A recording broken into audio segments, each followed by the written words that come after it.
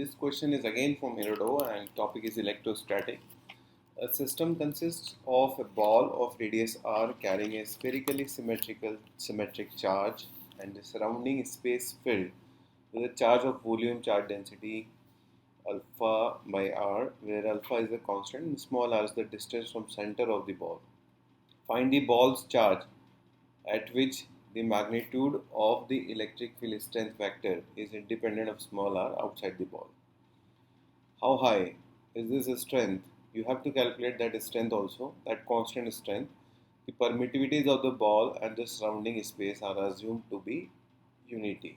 यानी कि आप आसपास जो है वो मान सकते हैं कि वो एयर जैसा ही है. Permittivity is assume to be unity का मतलब यही है. So let's start with the formation of problem first. You have a sphere which is having uniformly distributed charge.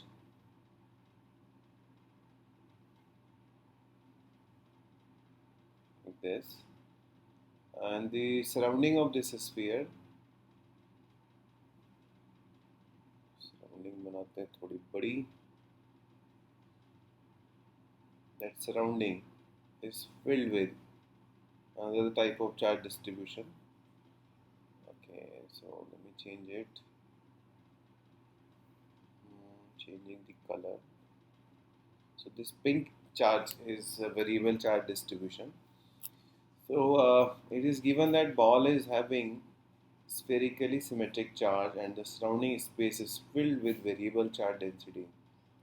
Find the ball's charge at which the magnitude of electric field strength is independent of small r.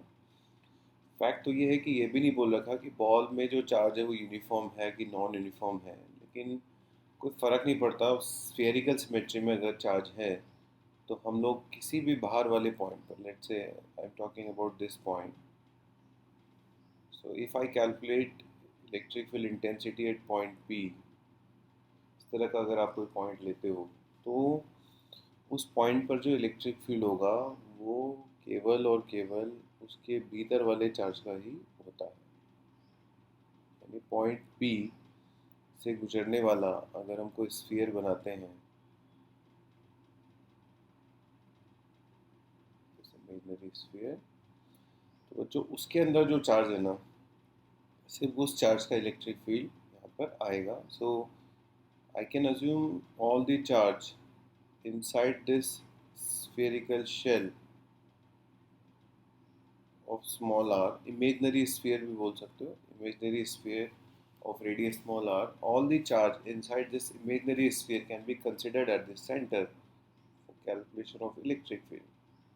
So if you are calculating electric field, you just write down k by r square into total charge, and total charge is charge of sphere, this is charge of sphere, plus r to small r, charge from from this capital R to that point P. Okay, that charge can be calculated by integration 4 pi x square dx into alpha divided by x. And this electric field should be constant. This electric field should be independent of small r. It should be constant electric field. So first of all, let me integrate it. On integration, you will get 4 pi alpha divided by 2 small r square minus capital R square. This is what you are getting after integration, and q divided by small r square plus divided by small r square. This should be, this is your net electric field, and this electric field should be independent of small r. Now you try to find out the terms in which you have small r. So q by r square is the first term, which consists of small r, which is having small r, and the other term is, see here you will be left with 2 pi alpha, and when small r square is going inside, you will have minus capital R square divided by small r square. Okay, then you have a constant term which is 2 pi alpha. That's it. 2 pi alpha into k is equal to electric field. ये question already JEE advance में पूछा जा चुका है जहाँ तक मेरी जानकारी है, बट क्योंकि क्वेश्चन अच्छी क्वालिटी का है, अच्छा कॉन्सेप्ट है, जेई मेंस में भी इस तरह का क्वेश्चन आ सकता है और सीखने लायक क्वेश्चन है, तो इसलिए मैंने इसमें लिया। मैंने सोचा बच्चों को इससे कुछ फ़ायदा मिलेगा। So now you are left with these three terms and you want this electric field to be independent of small r. So this term should be 0. To make this term 0, Q should be equal to 2 pi alpha capital R square. So if this term cancels, then your net electric field remains 2 pi alpha into K. This is a fantastic material for integer, fantastic material for MCQ type of question, fantastic material for comprehension, क्योंकि इसमें अभी तो एक चीज़ और पूछ सकता हूँ मैं आपसे, इलेक्ट्रिक फील्ड का ग्राफ बनवा सकता हूँ, है ना। अब देखो इनोवेशन वहीं से आता है। इरोडोव ने यहाँ तक पूछा, मान लीजिए हम इसके इलेक्ट्रिक फील्ड के ग्राफ के बारे में सोचें तो कैसा ग्राफ बनेगा, एक बार देखते हैं। तो इसके इलेक्ट्रिक फील्ड का ग्राफ बना के देखते हैं बच्चों। ये अपना एक्स एक्सिस हो गया, वाई एक्सिस हो गया, अंदर 0 टू कैपिटल आर तक इलेक्ट्रिक फील्ड लीनियरली वेरी करेगा। एक second, start exactly from corner. अंदर इलेक्ट्रिक फील्ड लीनियरली वेरी करेगा। कब तक लीनियरली वेरी करेगा वो भी देख सकते हैं। देखो ये लीनियरली वेरी करेगा इलेक्ट्रिक फील्ड कब तक, कैपिटल आर तक। उसके बाद क्या होगा, कांस्टेंट हो जाएगा। कब तक, जब तक वो बाहर वाली रेडियस नहीं आ जाती। बाहर वाली रेडियस आर प्राइम मान लेता हूँ, R prime is obviously more than R. उसके बाद जो इलेक्ट्रिक फील्ड होगा वो गिरेगा, because if you want to calculate electric field intensity at any point which is outside the sphere, electric field जो है वो इस तरह से कम ही होना है, and this will be proportional to 1 by r square. So here electric field is equal to some constant times r to the power minus 2. Here electric field is equal to some constant. Here electric field is some constant into r to the power 1. So you have different powers. कहीं पर वो r के proportional आ रहा है, कहीं पे r से independent आ रहा है, कहीं पर वो r की पावर माइनस 2 के प्रोपोर्शनल आ रहा है।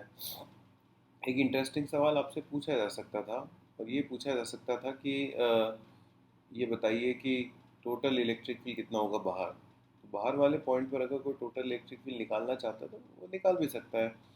k by R square into Q, है ना, k by R square into Q plus integral capital R to R prime 4 pi X square D X into alpha divided by X. This is electric field intensity outside the shell, outside the outer shell. Okay, आप इसको already निकाल ही चुके हो पिछले page पे। मैं देख के बताता हूँ कितना आंसर आया था। मुझे ऐसा ध्यान है k इंटू 2 पाई अल्फा ऐसा कुछ आंसर आया था। अंदर आप आराम से निकाल सकते हो rho R by 3 epsilon naught, where rho is q divided by 4 by 3 pi r cube. So these are three electric fields. अब इसको और खोदते हैं, मतलब आपको जैसे मज़ा कैसे आएगा चीज़ों में। इसको खोदते हैं, अगर इसमें पोटेंशियल पूछा जाए तो क्या होगा। तो देखो पोटेंशियल जो होता है वो होता है integral of electric field minus E dot D R. कहाँ से कहाँ तक इंटीग्रेशन होता है, रेफरेंस पॉइंट से लेकर उस पॉइंट तक जिस पॉइंट पे भी आप पोटेंशियल निकाल रहे हो। तो इसका जब आप पोटेंशियल का ग्राफ बनाओगे तो वो इंटरेस्टिंग ग्राफ बनेगा। कैसे, एक तो मोटा मोटी मैं बोल सकता हूँ कि बाहर वाले पॉइंट पे तो potential will be proportional to when small r is more than r prime, potential will be proportional to 1 by small r. एक ट्रेडिशनल ग्राफ आएगा rectangular hyperbola. Okay, but when you are in between the two spheres, when small r is less than capital R prime and it is more than R, here potential will be proportional to, basically क्या होगा कि यहाँ से यहाँ तक मान लीजिए कोई पोटेंशियल आ गया, उसके बाद क्या इलेक्ट्रिक फील्ड कांस्टेंट है, आप जब इलेक्ट्रिक फील्ड की डायरेक्शन में होगा तो पोटेंशियल बढ़ेगा, तो it will be proportional to, change in potential will be proportional to delta r. कहने का मतलब क्या है, अंदर पोटेंशियल का लीनियर वेरिएशन होगा। बहुत इंटरेस्टिंग क्वेश्चन है ये, ठीक है। उसके बाद सबसे अंदर जब जाओगे, अंदर बिल्कुल भीतर चले जाओगे, तो वहाँ पे जो पोटेंशियल होगा वो सबका होगा, बाहर वाले चार्ज का भी होगा और अंदर वाले चार्ज का भी होगा, और पोटेंशियल कंटिन्यूसली इंक्रीज होगा। अगर आपसे कोई पूछे कि मैक्सिमम पोटेंशियल किस जगह पे आ रहा है, तो मैक्सिमम पोटेंशियल आने वाला है इसका सेंटर पे। तो बहुत इंटरेस्टिंग है, आपकी मैथ्स बहुत अच्छी है।